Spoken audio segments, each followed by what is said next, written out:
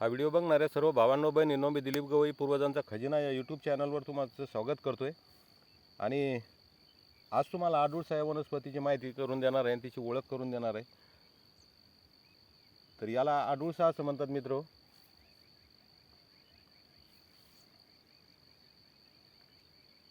हे शीतवीर्य आहे, कडू आणि तिखट गुणधर्म आहेत याचे। हे कफाचा नाश करणारं एक जबरदस्त असं आयुर्वेदातलं औषध म्हणलं तरी चालतंय।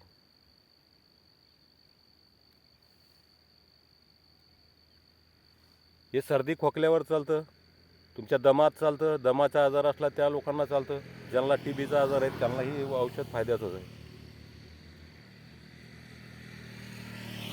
त्याच्या जे पानं येतं या पानामध्ये एक वॅसिसिन नावाचं अल्कलाइड तेलद्रव्य असते।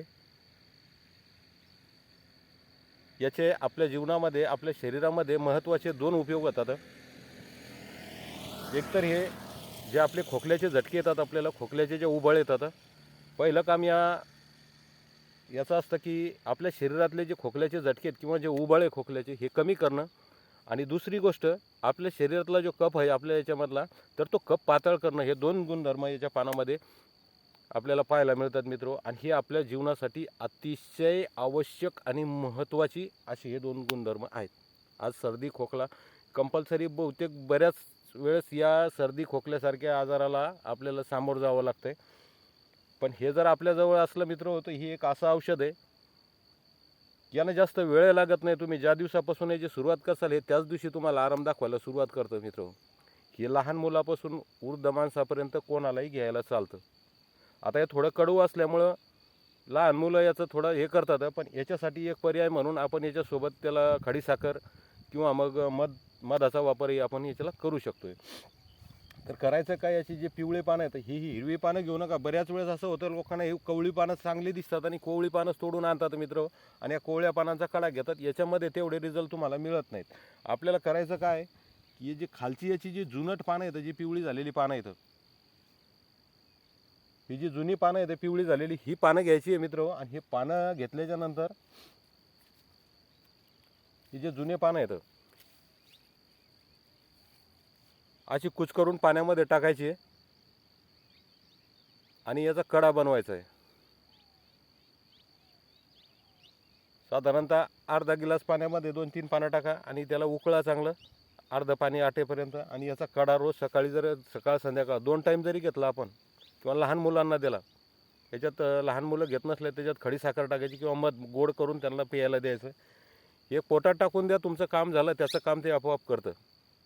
आपलं काम एवढंच आहे की आपण याला फक्त पोटामध्ये टाकायचं आहे। ज्या दिवशी घेसाल तुम्ही, ते ज्या दिवशी याची सुरुवात करसाल त्याच दिवशी तुम्हाला याच्यामध्ये आराम वाटतो मित्रो। एवढं जबरदस्त औषध आहे। जर दमावाल्या लोकांना याचा वापर करायचा असला तर दमासाठी बिन याचा चांगला फायदा होतो दम्यावाल्यांसाठी। आणि ज्या लोकांना टीबी आहे त्यांना मी म्हणतो की जर पानासोबत याला फुलं येतात, पांढऱ्या रंगाची फुलं असतात, हे फुलासकट पानाचा ठेचून रस काढायचा आणि याच्यामध्ये मध मिसळून टीबीवाल्यांना किंवा दमावाल्यांना जर हे औषध दिलं ना, तर मी म्हणतो तो दमासुद्धा जागेवर येतो आणि टीबीचा माणूससुद्धा यानं जागेवर येतो। एवढं जबरदस्त आणि महत्त्वाचं औषध आहे मित्र। परंपरेनं चालत आलेले औषधी येतात आमच्या। आता माझ्याकडे इथं मी आणून लावलं, कारण हे नव्हतं माझ्याकडे। पहिले एक झाड होतं शेतातलं, तर ते जळालं। ही काडीपासून याची लागवड केल्या जाते। मी काडीच आणून लावली होती आणि काडीपासूनच हे रूप तयार केलेलं आहे, मी झाड तयार केलेलं आहे। याची साल आणि मुळ्या ही औषधात कामाला येतात, पण हे साल जर जुनं झाड असलं तर त्याची साल चांगलं काम करते। या कोवळ्या झाडाची साल चांगलं काम करत नाही। त्याच्यामध्ये तेवढं जे पाहिजे ते आपल्याला घटक तेवढे मिळत नाहीत। त्याच्यामुळे पानं बिन घेता वेळेस ही जुनीच पानं घ्या। आणि साल जरी घ्यायची असली तर सालही औषध आहे, याच्या मुळेही औषध आहे। पण साल किंवा मुळ्याचं वापरलं तर झाडाचा नाश होतो। त्याच्यामुळे आपल्याला पानं वापरलं सगळ्यात चांगलं राहील। त्याच्यामुळे मित्र, जीवनात या वनस्पतीचा वापर करा। आणि व्हिडिओ आवडला असेल तर भावांनो एक लाईक करा, चॅनलवर नवीन असाल तर सबस्क्राईब करा। भेटूया अशाच एका नवीन औषधी वनस्पतीसह पुढच्या व्हिडिओमध्ये। तोपर्यंत काळजी घ्या।